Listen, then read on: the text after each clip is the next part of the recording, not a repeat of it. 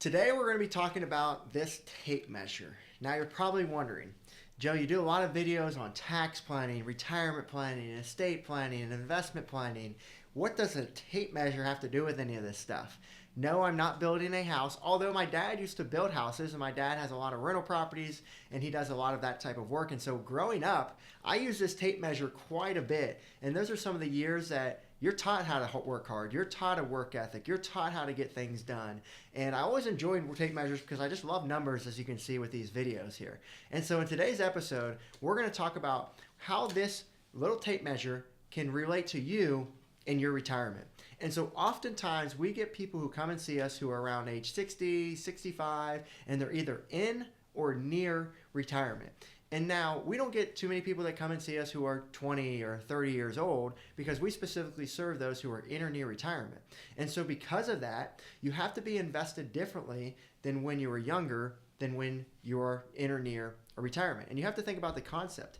What got you here may not get you there. And so we like to use a mountain analogy. Again, that's why our name is Peak Retirement Planning, is because we help people get down that mountain of retirement. Now, up the mountain, you're thinking work, you're thinking save. You're not really thinking too much planning because it's really just, work and save as much as you can and prepare for that end date when you do retire. Although when you get to the top of that mountain and you're starting to come down, there's a lot more things to be concerned about. And some of those things are inflation, market volatility, sequence of returns risk. All of these are things that can be mitigated by having a solid investment plan and by not taking on too much risk than you need or want. And that's what we're going to be talking about today, is how can we look to take on less risk in retirement, because most people who come and see us who are in or near retirement are actually taking on more risk than they need to at this point. They're mostly taking on more risk because they're still invested like they were 30 or 40 years old. And also they're more risky with their investments now is because they just typically have stocks and bonds. Remember, the status quo portfolio for most retirees is a 60-40 stocks to bond portfolio. And I'm not saying there's anything wrong with that, but I am saying that there has been times when that has been negative or lost money. For example, in 2022, bonds were down about 15%, stocks were down about 20%. And so if you have $1 million and you lose about 15%, that's $150,000 that you lost. And at that point, when you lost $150,000, you're not sure if that's going to come up or keep going lower. And so how are you going to feel if you're 5 years into retirement and that happens to you? And so that's why we want to talk about having an investment plan that meets that horizon. And so to bring back this tape measure, what I'm trying to show you with this tape measure is, where do you currently sit on this tape measure? If we had a 0 to 90 here, where do you sit? Do you sit closer to 0 where you can take more risk because you have more time to make it up if the market goes down? Or are you sitting closer to 90 here? And in sitting closer to 90, maybe that means that you don't have as much time on your side. And so I like to think of it this way.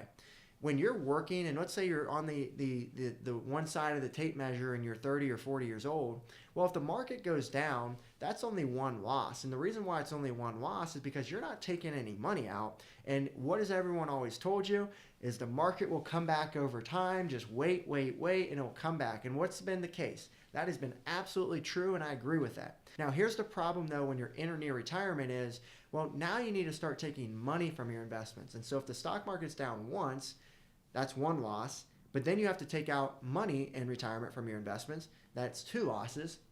And then the question becomes is, do you have enough time to make that up over time? And so what most people would argue is that they don't have as much time, nor do they want to wait out a storm, because they're in their retirement years where it's time to enjoy their money. They do not want to worry and say, now I can't spend as much money because I have to wait for the market to come up. And so what we're really trying to educate people on is maybe you don't have to take on as much risk as you think in retirement.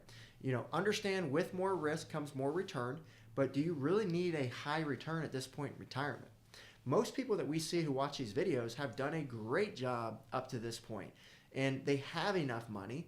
They just now need to make sure they can preserve and make sure it's steady and consistent so they're not facing any of those big losses, because if they face that double loss, remember, one loss, two losses, they're not going to have time to make up a double loss. And so that's the concept that we're talking about here, is making sure you have a plan of having some protected sense of income. Maybe that's a treasury bond, maybe that's a CD, money market, something that can't lose, and so that you can access that early in retirement so that you don't have to worry about this double loss concept hitting you so hard early in retirement so that you can enjoy the rest. And so we would consider that type of planning what's called a bucket plan when it comes to income planning. And that's simply just having two buckets, one for protection and one for growth. We still want that market risk. We still want that growth because with risk comes return.